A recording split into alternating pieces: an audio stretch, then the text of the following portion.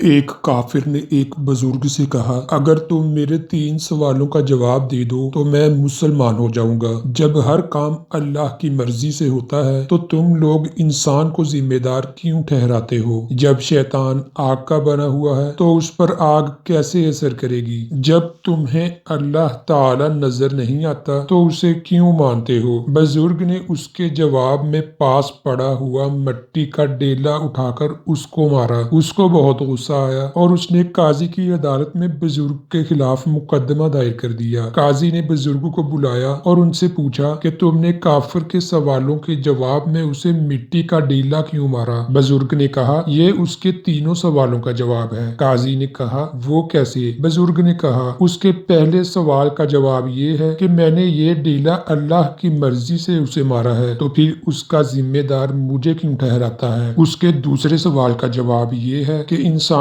تو مٹی کا بنا ہے، پھر اس پر مٹی کے ڈیلے نے کس طرح اثر کیا؟ اس کے تیسرے سوال کا جواب یہ ہے کہ اسے درد نظر نہیں آتا تو اسے محسوس کیوں ہوتا ہے؟ اپنے سوالوں کے جواب سن کر کافر فوراً مسلمان ہو گیا۔ دوستو، جو لوگ اللہ تعالی کے لیے اپنی زندگی وقف کر دیتے ہیں، اللہ رب العزت ان کی تربیت کرتے ہیں اور کس موقع پر کیا بات کرنی ہے اللہ تعالی انہیں سمجھا دیتا ہے۔